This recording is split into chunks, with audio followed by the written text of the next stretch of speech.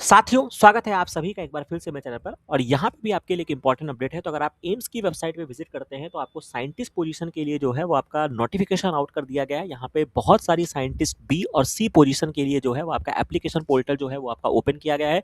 तो आप देख सकते हैं ये आपका 15 जून 2026 का ये आपका नोटिफिकेशन है। अभी कुछ देर पहले ही जो है इस वेबसाइट पे ये आपका पर्टिकुलर अपडेट किया गया है। तो अगर आप इसको क्लिक करते हैं तो यहाँ पे आपको डिटेल नोटिफिकेशन देखने को मिल जाएगा। अपार्ट फ्रॉम दैट एडवर्टीजमेंट देखने को मिल जाएगा और आपको एप्लीकेशन फॉर्म कैसे अप्लाई करना है उसके लिए आपको न्यू अकाउंट पे क्लिक करना होगा। और जब आप अपना एक बार सक्सेसफुल रजिस्ट्रेशन कर लेंगे देन फिर आपको लॉग इन टू अप्लाई में जाना होगा। यहाँ पे डिटेल नोटिफिकेशन में क्या बातें बोली गई हैं उनको हम यहाँ पे बहुत अच्छे तरीके से समझ लेते हैं। तो आप इसको क्लिक करते हैं एडवर्टीजमेंट के कॉलम में, तो इस तरीके से आपको एक पूरा बुकलेट डाउनलोड हो जाएगा। तो समझ सकते हैं कि आपको जो ये पर्टिकुलर एग्जाम है ये आपका रिटन बेस्ड एग्जाम है। जैसा कि अगर आपने कुछ दिन पहले अगर आपने आईसीएमआर का एग्जाम दिया होगा जो कि एम्स की तरफ से कंडक्ट कराया गया है, तो लगभग आप समझ सकते हैं कि उसी के आसपास का एग्जाम है। बट यहाँ पे थोड़ा सा डिफरेंट पैटर्न है। क्या यहाँ पे डिफरेंट पैटर्न होने वाला है और कब एग्जाम होने वाला है, तो ये सारी इन्फॉर्मेशन जो आपके बुकलेट में दिया गया है तो उसको बहुत ही सरलता के साथ अब धीरे धीरे जो है वो यहाँ पे हम समझ लेते हैं। तो आप यहाँ पे देख सकते हैं ये आपका रिक्रूटमेंट असेसमेंट बोर्ड है एम्स की तरफ से। यहाँ पे आज की तारीख में जो है ये आपका पर्टिकुलर नोटिफिकेशन आउट किया गया है। और ये जो पर्टिकुलर आप साइंटिस्ट बनेंगे ये आपके एम्स न्यू दिल्ली के लिए, यानी कि आपको ये भी नहीं कंफ्यूज होना है कि आपके बहुत सारे एम्स हैं। तो केवल और केवल जो आपका ये जॉब है वो आपका एम्स न्यू दिल्ली में आपका रिक्रूटमेंट होगा। अब यहाँ पर जो इम्पोर्टेंट बात है तो आपका लास्ट डेट जो आपका एप्लीकेशन भरने की है वो आपका 14 जुलाई तक का लास्ट डेट है। इसके अलावा यहाँ पे आपको डिटेल एडवर्टीजमेंट आपको मिल जाता है। इसके बाद यहाँ पे एक्सेप्टेंस आपका हुआ है कि नहीं हुआ है वो आपका 21 जुलाई तक आपको पता चल जाएगा। एग्जामिनेशन सेंटर यहाँ पे इंपॉर्टेंट है कि इस बार पर्टिकुलर जैसा कि आपका भी अगर हम पिछले एग्जाम से कंपैरिजन करें जो आईसीएमआर का साइंटिस्ट बी का एग्जाम था वो केवल और केवल दिल्ली में सेंटर दिया गया था। बट उसके कंपैरिजन में कम से कम 2-3 सेंटर यहाँ पे इंक्रीज किए गए हैं। तो यहाँ पे आपका दिल्ली है, महाराष्ट्र है, तमिलनाडु है, केरल है, वेस्ट बंगाल है। हालांकि मैं अभी भी यहाँ पे ये बात कहूँगा कि फिर भी अभी इनको कुछ सेंटर्स और इंक्रीज करने चाहिए, क्योंकि आप एक अच्छा खासा नेशनल लेवल का एग्जाम कंडक्ट करा रहे हैं और यहाँ पे जो एप्लीकेशन फीस है वो भी आपका बहुत ही पर्याप्त मात्रा में है। यानी कि अगर आप जनरल ओबीसी की बात करते हैं तो यहाँ पे 3000 जो है वो आपका एप्लीकेशन फीस है। एससी एसटी ईडब्ल्यूएस कैंडिडेट के लिए आपका 2400 रुपये एप्लीकेशन फॉर्म है। अब चूंकि ये जो आपका पीडीएफ है पूरा बहुत लंबा चौड़ा पीडीएफ है तो उसको बहुत ज़्यादा डिटेल में समझा पाना आसान नहीं होता है एक वीडियो में। बट मैं यहाँ पे मुख्य मुख्य बिंदुओं पर आता हूँ, बाकी आप अपने लेवल पे इसको अच्छे से रीड आउट करिएगा एप्लीकेशन फॉर्म भरने से पहले। और कहीं पर कोई कंफ्यूजन आती है तो आप कमेंट सेक्शन में बता सकते हैं। बाकी जो मुख्य बातें यहाँ पे है वो मैं आपको समझा देता हूँ कि हमें एग्जामिनेशन पैटर्न की तरफ आना होगा। तो अगर मैं एग्जामिनेशन पैटर्न की तरफ मैं बात करता हूँ तो ये इंपॉर्टेंट है। यहाँ पर जो आपका एग्जामिनेशन पैटर्न होने वाला है ये 3 स्टेज में होगा। मतलब एक आपका रिटर्न होगा, सीबीटी टेस्ट होगा, तीस मतलब सीबीटी होने के बाद आपका स्क्रीनिंग होगा। मतलब कि आप जब क्वालिफाई करेंगे तो आप ये कह सकते हैं कि एक तरीके से आपका जो ये स्क्रीनिंग हो जाएगा, इसके बाद फिर डॉक्यूमेंट का वेरिफिकेशन होगा और देन फिर आपका एक डिस्क्रिप्टिव रिटन टेस्ट होगा। यानी कि आपका कह सकते हैं ना कि जो आपका प्रॉपर आपका सब्जेक्टिव टेस्ट यहाँ पे लिया जाएगा और देन फिर आपका रिजल्ट डिक्लेयर किया जाएगा। सीबीटी टेस्ट जो होने वाला है ये आपका 200 ऑब्जेक्टिव टाइप के क्वेश्चंस होंगे, जिसमें आपका निगेटिव मार्किंग भी यहाँ पे होगा। एक क्वेश्चन पर आपको 1 नंबर मिलेगा और गलत करने पर आपका 1/3 की निगेटिव मार्किंग होगी। इसके अलावा यहाँ पे जो क्वेश्चन का डिस्ट्रीब्यूशन है ये भी उन्होंने यहाँ पे मेंशन किया। हालांकि अभी आईसीएमआर साइंटिस्ट बी के एग्जाम में बहुत सारी कह सकते हैं कंट्रोवर्सी वहाँ पे हुई है, बट यहाँ पे ये अपने पैटर्न पे कितने बने रहते हैं ये भी एक इंटरेस्टिंग फैक्ट होगा। तो 200 ऑब्जेक्टिव क्वेश्चन जो यहाँ पे होने वाले हैं उसमें 100 क्वेश्चन जो होंगे वो आपके रिसर्च मेथोडोलॉजी का होगा, जनरल अवेयरनेस का होगा, इंग्लिश का होगा, एप्टीट्यूड का होगा एंड रिसर्च टूल का होगा। और 100 क्वेश्चन जो होंगे वो आपके सब्जेक्ट स्पेसिफिक होंगे।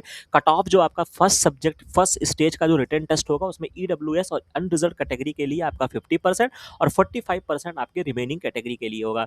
सेकंड जो आपका स्क्रीन सेकंड होगा उसमें लगभग 5 गुना बच्चों को उठाया जाएगा, जो भी बच्चों की मेरिट बनेगी, और देन फिर उनके लिए डिस्क्रिप्टिव रिटन टेस्ट जो होगा वो आपका कराया जाएगा। अब डिस्क्रिप्टिव टेस्ट में इन्होंने ये भी बताया है कि भाई हम जो आपका करेंगे उसमें आपके सब्जेक्ट के नॉलेज को चेक करेंगे, प्रोफेशनल जजमेंट को चेक करेंगे, डिसीजन मेकिंग एबिलिटी को चेक करेंगे, professional and field level understanding को चेक करेंगे, आपके एनालिटिकल एक्सपीरियंस को, एक्सरसाइज को चेक करेंगे और प्रॉब्लम सॉल्विंग स्किल्स को ये यहाँ पे चेक करने वाले हैं। तो यहाँ का कोई बहुत ही डिटेल पैटर्न नहीं है, बस ये आपका पेन पेपर मोड में आपका ऑफलाइन एग्जाम कंडक्ट होगा। इसका भी ड्यूरेशन जो होगा वो आपका 2 घंटे का होगा। यहाँ पे फर्स्ट वाले का शायद यहाँ पे इसका ड्यूरेशन यहाँ पे उन्होंने नहीं मेंशन किया है, बट ये भी मान के चलिए आपका 2 घंटे का एग्जाम होगा। ये वाला जो है ये भी आपका 2 घंटे का आपका एग्जाम होगा। Syllabus and standard of question paper questions की बात करते हैं तो question shall be framed strictly with the scope of the prescribed eligibility qualification.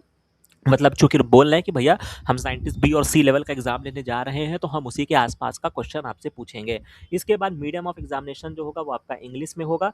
इसके बाद ये डिस्क्रिप्टिव में टाई वगैरह का बोला गया है, तो वो आप अपने लेवल पे देख सकते हैं। बाकी और जो यहाँ पे मुख्य बातें हैं वो एक बार स्क्रॉल करके देख लेते हैं, ठीक है? हाँ, ये देख सकते हैं आपकी जो वैकेंसीज़ हैं वो आप यहाँ पे देख सकते हैं, कितनी सारी वैकेंसीज़ है। अगर आप ये सी लेवल की बात करते हैं, तो साइंटिस्ट सी का लेवल है जिसमें लेवल 11 की नौकरी है।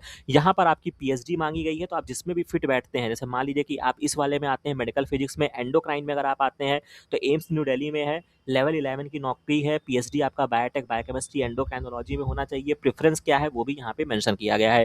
तो ये आपका साइंटिस्ट सी का जितनी भी वैकेंसी है लेवल 11 का आप काउंट कर सकते हैं। उन्होंने काउंट करके नहीं दिया है कि कितनी वैकेंसी है, लेकिन मान के चलिए कि यहाँ पे कम से कम नहीं तो आप यहाँ पे अगर आप 20 सीरियल नंबर 20 तक यहाँ आए हैं, उसके बाद ही आपका लेवल 11 का लगभग कह सकते हैं 4 वैकेंसी इधर है, और साइंटिस्ट 1 यानी कि जो आपका लेवल 10 का होगा जिसमें आपकी पीएचडी मैंडेटरी नहीं है। जैसे आप बायोटेक्नोलॉजी के लिए हैं तो आप MSc in the life class in the biotechnology में आते हैं तो आप एलिजिबल है, और प्रेफरेंस अगर आप पीएचडी वगैरह किए हैं, आपका पेपर वगैरह है तो आपको प्रेफरेंस दिया जाएगा। तो इस तरीके से पूरी डिटेल जो है वो यहाँ पे मेंशन किया गया है। तो अगर हम लेवल 10 के साइंटिस्ट की बात करते हैं तो ये भी आपकी अच्छी खासी जो है वो आपकी वैकेंसी है। लगभग मुझे लगता है कि यहाँ पे 18 वैकेंसी है, तो लगभग हम कह सकते हैं, ये देख सकते हैं, ये आपका प्रॉपर यहाँ पे आपका दिया गया है कि आपके किस-किस जगह पे क्या-क्या कैटेगरी में क्या-क्या वैकेंसी है, आप यहाँ पे देख सकते हैं। टोटल वैकेंसी जब आप नीचे तक आएँगे तो यहाँ पे आपको मेंशन होना चाहिए। हम एक बार देख लेते हैं, यहाँ पे टोटल में नहीं दिया, वो आपको काउंट करना पड़ेगा। तो बट लेकिन फिर भी जो इस तरीके से हमने वहाँ पे काउंट किया है कि आपका लेवल 10 में अगर हम आते हैं, तो अगर हम लेवल 10 की नौकरी अगर हम देखना चाहें तो यहाँ पे जो आपका लगभग 18 कॉलम है, तो लगभग 18 वैकेंसी आपकी लेवल 10 की है और लगभग 24 वैकेंसी जो है वो आपकी लेवल 11 की है। तो ये कह सकते हैं कि आपकी इतनी सारी वैकेंसीज़ अगर आप यहाँ पे फिट बैठते हैं तो आप ज़रूर अप्लाई करिए, और इस तरीके से है। बाकी तो आप इसको पूरे बुकलेट को बहुत अच्छे से पढ़ लीजिएगा, ठीक है?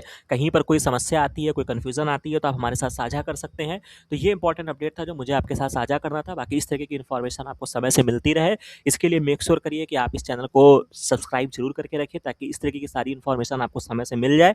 और अगर आपको ये वीडियो अच्छा लगा हो तो अपने हित मित्रों में इसको ज़रूर साझा करिएगा। बाकी मिलते हैं नेक्स्ट वीडियो में नेक्स्ट इन्फॉर्मेशन के साथ। Thank you very much.